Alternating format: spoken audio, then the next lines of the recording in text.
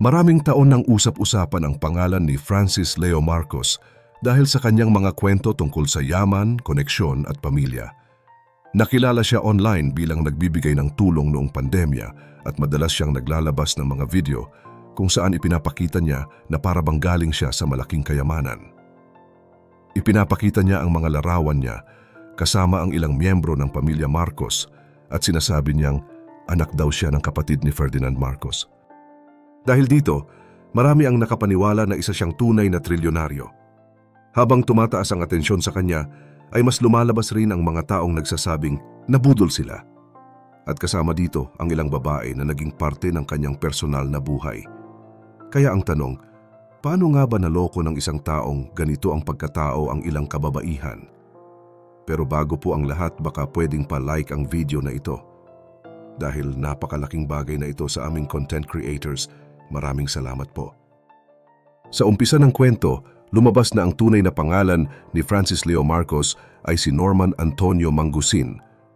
May mga pagkakataong iba't ibang lugar ang nababanggit tungkol sa kanyang pinagmulan at iba't ibang bersyon ang sinasabi niya tungkol sa kanyang pamilya. May pinalabas pa na audio kung saan sinasabi niya na ang kanyang ina ay mula sa isang kilalang angkan at may espesyal na posisyon sa Cordillera. Sa iba naman niyang pahayag, sinasabi niyang anak siya ng kapatid ni Ferdinand Marcos. Ngunit sinabi mismo ng pamilya Marcos na hindi sila konektado sa kanya. Dahil dito, marami ang nagtanong kung alin ang totoo sa lahat ng kwento niya. Habang lumalabas ang mga pahayag tungkol sa kanyang pagkukunwari, tungkol sa kanyang pangalan at pamilya, ay nagsimula ring lumabas ang mga kwento mula sa ilang babae na nakarelasyon niya. Sinasabi na 3 babae raw ang pinakasalan niya at bawat isa may halos pareho na karanasan. Sa simula, ipinapakita raw niya ang buhay niya na para bang sobra ang yaman. Madalas daw niyang ikwento ang kanyang mga koneksyon, ang kanyang sinasabing posisyon sa pamilya Marcos at ang mga negosyo daw niya. Dahil sa paraan ng kanyang pagsasalita at pagpresenta ng sarili, madali raw maniwala ang isang tao na mataas talaga ang estado niya. May mga nagsabi rin na mabilis daw siya magpakita ng pag-aalaga at atensyon. Sa maikling panahon, ipinaparamdam daw niya sa babae na mahalaga sila at magkakaroon sila ng magandang buhay kapag kasama siya. Pagkatapos nito, bigla naman may mga dahilan kung bakit kailangan niya ng pera o suporta. Minsan para sa negosyo, minsan naman para sa isang proyekto. Kapag nakita ng babae na parang may solidong base ang kanyang mga kwento, ay nagbibigay daw sila ng tiwala. Doon daw pumapasok ang problema dahil sa huli, may ilang nagsabing iniwan raw sila ng walang paliwanag. May mga babae rin na nagkwento na ginagamit lang daw sila para sa imahe niya online.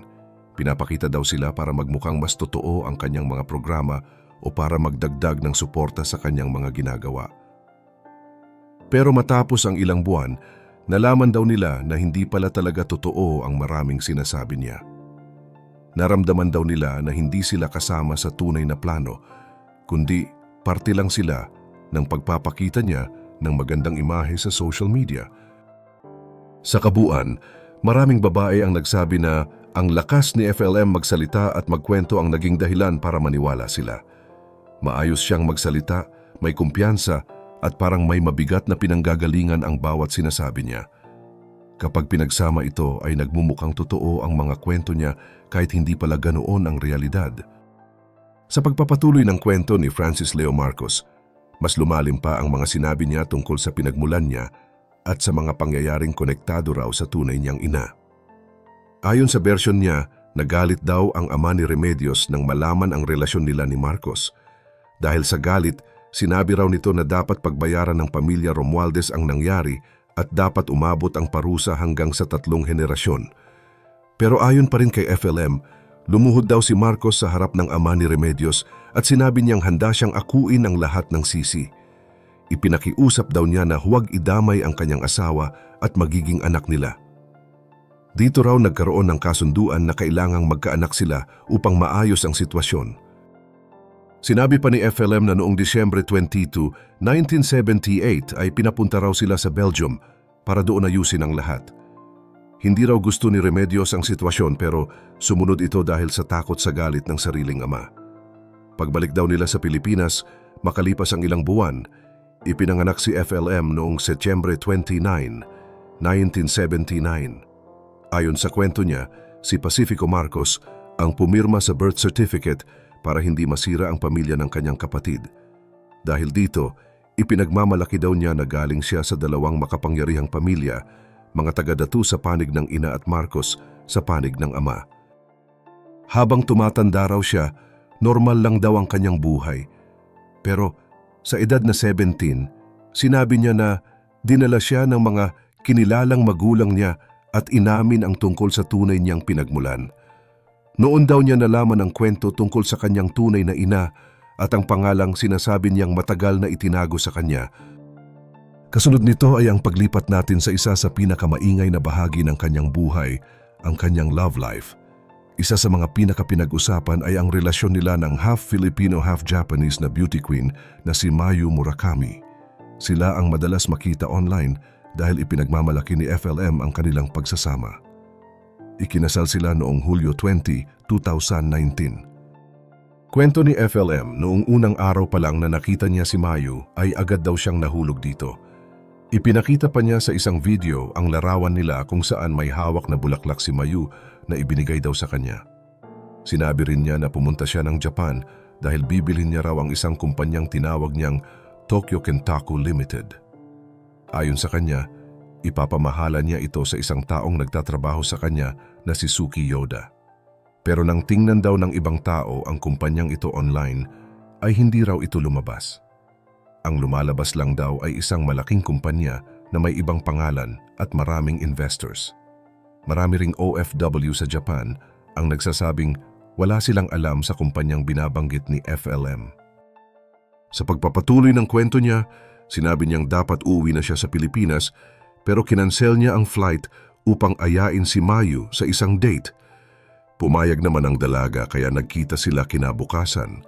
Sinabi pa ni FLM na wala siyang dalang damit kaya nagpabili siya sa presidente ng Filipino community sa Japan na naging ninang pa nila sa kasal. Ikinuwento rin ni FLM na sinabi niya kay Mayu ang isang linyang hindi raw niya madalas gamitin.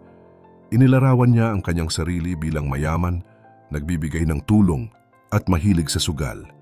Ayon sa kanya, sinabi niya kay Mayu na hindi siya naniniwala sa panliligaw pero handa siyang manligaw kung papayagan siya nito. 2 araw daw matapos ang date, sinagot siya ni Mayu. At bago siya umuwi ng Pilipinas, sinabi pa niya na hindi niya alam kung saan hahantong ang relasyon nila dahil marami daw siyang karelasyon. Pero kung pupunta raw si Mayu sa Pilipinas, siya ang gusto niyang maging ina ng kanyang mga anak. Pagkaraan ng 1 linggo, dumating si Mayu sa Pilipinas kasama ang kanyang ina at sila na ang nag-ayos ng kasal. Pero maging ang kasal nila ay hindi nakaligtas sa kontrobersya. Ayon sa ilang ulat, void na raw ito mula simula dahil hindi ginamit ni FLM ang totoong pangalan niya at may naitala pa siyang mas naunang kasal sa ibang babae. Pagkatapos lumabas ang issue tungkol sa kasal niya kay Mayu, unti-unti ring lumabas ang pangalan ng iba pang babae na naging parte ng buhay ni Francis Leo Marcos. Sa mga lumabas na kwento, makikita na halos pareho lang ang mga pattern.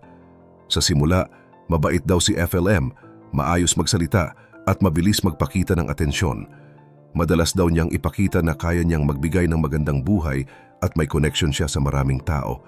Dahil dito nagkakaroon ng tiwala ang mga babae at napapaniwala na totoo ang ipinapakita niyang imahe. May ilang babae pangga na nagsabi na naging mabilis ang takbo ng relasyon nila kay FLM. Halos wala pang ilang linggo ay may mga pangako na raw tungkol sa kanilang kinabukasan. Minsan may biglaan daw na desisyon, tulad ng paglipat sa ibang lugar o pagsama sa kanya dahil sinasabi niya na kailangan ito para sa kanilang dalawa. Sa mga kwento ng ilan, doon daw nagsisimula ang problema. May mga pagkakataon na umaasa sila sa mga sinabi niya pero hindi natutupad. May mga araw na bigla na lang raw nagbabago ang kilos niya at hindi na ganoon kaayos ang usapan.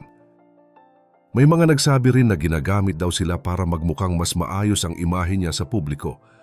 Kapag may kaganapan o proyekto siya, kasama daw sila para magmukhang kumpleto ang buhay niya. Pero sa likod nito ay may mga pagkakataong hindi raw sila pinakikinggan o hindi naaasikaso kapag hindi niya kailangan ng suporta. Sa ilang kwento, Bigla raw umiiwas si FLM kapag may tanong tungkol sa totoong kalagayan ng relasyon nila.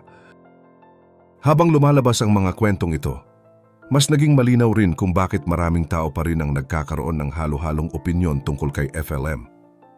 May naniniwalang may mabuti siyang nagawa, pero may mga babae ring nagsabing sila ay nasaktan at naloko. Dito pumapasok ang tanong na dapat pag-isipan ng maraming nakakapanood kung paano nasusubok ang tiwala at hangganan ng isang tao kapag ang kausap nila ay magaling lang magsalita ngunit hirap silang patunayan ang kanilang sinasabi. Ikaw, naranasan mo na ba ito? Ibahagi mo naman ang kwento mo sa ibaba at huwag kalimutang mag-like at subscribe para sa mas marami pang updates gaya nito.